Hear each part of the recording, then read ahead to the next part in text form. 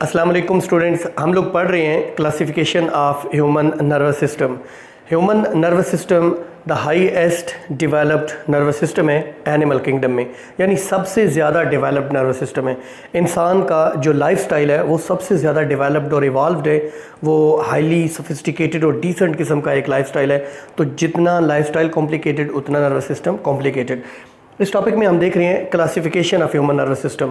तो human nervous system को दो क्लासेस में डिवाइड किया गया, एक सेंट्रल नर्वस सिस्टम और दूसरा peripheral nervous system. The word central mean मरकज़ी, ये चूँकि बॉडी की सेंट्रल पोजीशन पर होता है और इसका फंक्शन भी सेंट्रल है, तो इसको सेंट्रल नर्वस सिस्टम कहते हैं। पेरिफेरल आउटर को कहते हैं।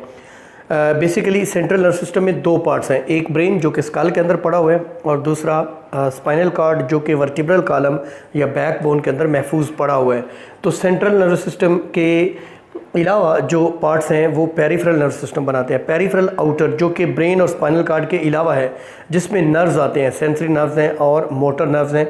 सेंसरी न्यूरॉन्स हैं, मोटर न्यूरॉन्स हैं जो बॉडी के अंदर पेनिट्रेट करते हैं और मुख्तलिफ सिस्टम बनाते हैं। स्टूडेंट्स, हम लोग CNS देखते हैं, सेंट्रल नर्वस सिस्टम। इसका काम है पूरी बॉडी से इंफॉर्मेशन को रिसीव करना, सेंसरी रिसेप्टर से रिसीव करना, उसको प्रोसेस करना और रिस्पॉन्सेज को इनिशिएट करना। इसमें दो पार्ट्स हैं, one is brain, other one is spinal cord. अगर देखा जाए तो ब्रेन सुपीरियर है as compare to spinal cord. Spinal cord एक तरह से ब्रेन का सब ऑर्डिनेट है। ब्रेन क्या करता है?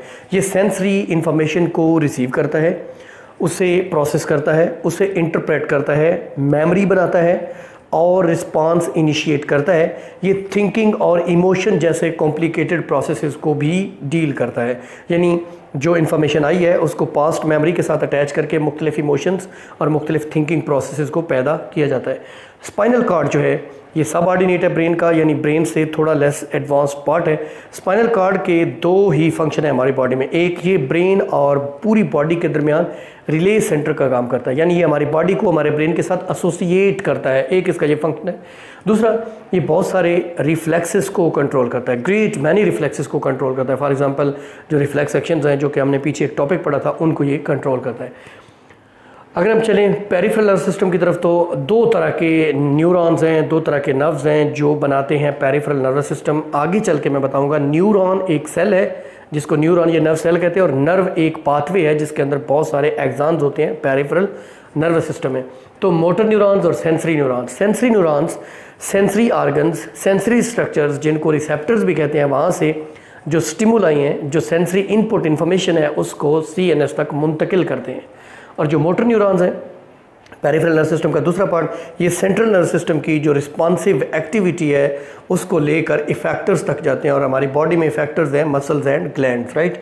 तो मोटर न्यूरॉन्स जो हैं ये फर्दर दो किस्म के हैं, एक सोमैटिक नर्वस सिस्टम और दूसरा ऑटोनॉमिक नर्वस सिस्टम। मुझे कहना चाहिए कि मोटर न्यूरॉन्स दो सिस्टम्स बनाते हैं, एक somatic nervous system, somatic body को कहते हैं, जो कि वॉलंटरी फंक्शंस है हमारी बॉडी के, हमारे स्केलेटल मसल्स जो कि हमारे वॉलंटरी कंट्रोल में, हमारे कॉन्शियस कंट्रोल में इरादी हैं, दानिस्ता तौर पे हम उन्हें कंट्रोल करते हैं, वो सोमैटिक नर्वस सिस्टम बनाते हैं। और वो मोटर न्यूरॉन्स जो इनरवेट करते हैं स्मूथ मसल्स को, कार्डियक मसल्स को, या ऐसे ग्लैंड्स और ऑर्गन्स को जो कि इनवॉलंटरी हैं, जो कि अनकॉन्शियस हैं, जिनका हमारे जो गैर इरादी हैं, जिनके ऊपर हमारा इरादी इख्तियार नहीं होता, वो ऑटोनॉमिक नर्वस सिस्टम बनाते हैं। ये ऑटोनॉमिक फर्दर दो किस्म के। ऑटोनॉमिक लफ्ज़ का मतलब है automatic, unconscious, involuntary which is not in the conscious control. ये ऑटोनॉमिक नर्वस सिस्टम फर्दर दो तरह का है, एक सिंपैथेटिक और एक पैरासिम्पैथेटिक। सिंपैथेटिक हमदर्द, जब हम फाइट और फ्लाइट में होते हैं, जब हम एबनॉर्मल सिचुएशन में होते हैं, जब हम अनरिलैक्स सिचुएशन में होते हैं, means we are not relax, we are in a kind of fight और flight situation, sensational situation, right, some abnormal situation, that time the nervous system works is the sympathetic nervous system, क्योंकि उस वक्त हमें sympathy दे रहे हैं, हमारी help कर रहे हैं। जब हम फाइट और फ्लाइट में हैं, जब हम स्ट्रेस में हैं, जब हम सिचुएशन ऐसी में हैं, तो उस वक्त हमें चूँकि ये सिंपैथी देता है, इसलिए इसका नाम है sympathetic nervous system. Parasympathetic, para against को कहते हैं, जो इसके अगेंस्ट काम करता है। जब हम रिलैक्स और र्यूमिनेशन स्टेज में होते हैं, जब हम रिलैक्स होते हैं, ईजी होते हैं, जब हमें कोई फाइट और फ्लाइट इशू नहीं होता, कोई स्ट्रेस नहीं होती, कोई इमरजेंसी नहीं होती, तो उस वक्त जो ब्रेन का जो ऑटोनॉमिक नर्वस सिस्टम काम करता है उसको पैरासिम्पैथेटिक नर्वस सिस्टम कहते हैं। स्टूडेंट्स, ये एक तरह की फ्लोशीट डायग्राम है जिसको मैंने ब्रीफली आपको एक्सप्लेन कर दिया। मैंने जस्ट एक ओवरव्यू दिया है, इसको अपने फाइनल नहीं समझना, क्योंकि अगले लेक्चर में हम ह्यूमन सेंट्रल नर्वस सिस्टम को पहले शुरू करेंगे, इसमें ब्रेन को इन डिटेल डिस्कस करेंगे, इसके तमाम पार्ट्स, उनके फंक्शंस, देन हम स्पाइनल कार्ड को, इसके फंक्शंस और इसके जो भी हैं, और उसके बाद पेरिफेरल नर्वस सिस्टम में हम एक एक चीज़ को डिस्कस करेंगे। हम बताएंगे आपको न्यूक्लियस और गैंग्लियन में क्या फ़र्क होता है, ट्रैक्ट और नर्व में क्या फ़र्क होता है, नर्व और न्यूरॉन में क्या फ़र्क होता है, और सिंपैथेटिक और पैरासिम्पैथेटिक नर्वस सिस्टम, सोमैटिक और ऑटोनॉमिक, ये सब चीज़ें इन डिटेल आगे चल के डिस्कस करेंगे। आज का लेक्चर था बस यहीं तक।